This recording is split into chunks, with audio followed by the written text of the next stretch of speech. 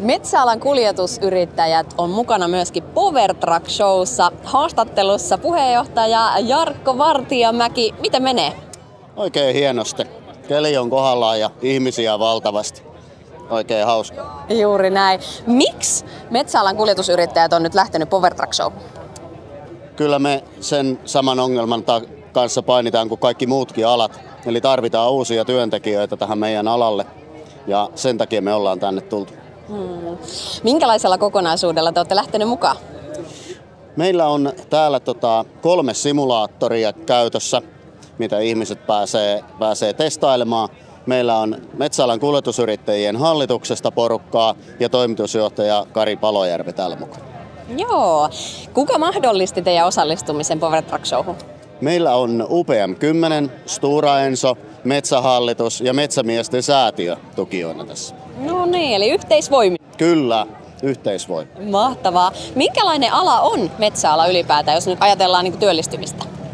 Kyllä metsäala on hieno ala. Kyllä tänne kannattaa työllistyä. Tämä tekniikka on muuttunut todella paljon. Kaikki nosturin käyttö ja auton käyttö on muuttunut kevyemmäksi. Ja se mahdollistaa niin kuin paljon laajemman joukon tulemisen tälle alalle. Naisia on tullut paljon työntekijöiksi ja yrittäjäksi tälle alalle. Joo. Ja teillä on nyt paljon jäsenyritysten autoja myöskin esillä täällä, eikö totta? Kyllä on, joo. Lähdetäänkö kattoo? Lähdetään vaan. No mistä aloitetaan kierrosta? No joo, nyt tultiin tähän palasen taakse ja tää kulma on varattu. Täällä on pelkästään puutavara-autoja. No niin, ja tässä meidän takana näkyykin jo heti Nukalan auto ja tästä on varmasti iso tarina kerrottavaksi. Mä uskon. Pyydetäänkö yrittäjä kertoa? Käydään kuuntelemassa. Okei.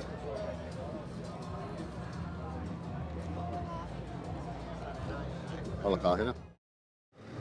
Jatketaanpa kierrosta tähän nurmikentän toiselle puolelle. Tässä onkin aika paljon nähtävää. Kyllä, on todella mahtavia autoja. Täällä on mukava nyt katsella näitä ja nyt katsojakin pystyy katsoa. Me käytetään uutta kameratekniikkaa. Meillä on toi 360 kamera, joka kuvaa joka suuntaan yhtä aikaa. Ja siihen 3D-lasi päähän, niin ehkä saa tuntumaan, että on itse täällä messuilla mukana, vaikka olisi kotona sohvalla. Totta. Tosi hienoja autoja. On käytetty aivan ääretön määrä aikaa näiden rakentelemiseen. Ei muuta kuin tutustumaan. Ja sitten siirryttiinkin tänne pellon puolelle. Joo, on tosi paljon kalustoa. Muistan kuulleeni, että lähes 580 autoa näytillä. On katseltavaa ja hienoja autoja. Se on kova määrä. Lähdetäänkö jatkaa? Lähdetään vaan. Johan oli kierros. Kyllä todellakin. Tosi mahtavia yrittäjiä ja hienoja yrittäjätarinoita. Ja upeata kalustoa. Kyllä. Saatiin kyllä paljon irti tästä päivästä. Hyviä haastatteluja. Meidän simulaattoreilla on käynyt lähes 300 koittajaa, tekijää. Siis siellä on koko ajan simulaattoreita ollut käytössä. Kärkiohjaus on kiinnostanut. Kärkiohjaus on kiinnostanut ja hieno nähdä, että ihan pienetkin pojat osaa helpottavalla tekniikalla saada puita kyyttiin. Se on iso asia. Keslan kärkiohjaus on kyllä hyvä homma. Tässä vaiheessa varmaan voidaan kiittää meidän kumppaneita messuista. Kyllä. Kiitoksia UPM:lle, Stora Ensolle, Metsähallitukselle ja Metsämiesten säätiölle tuesta.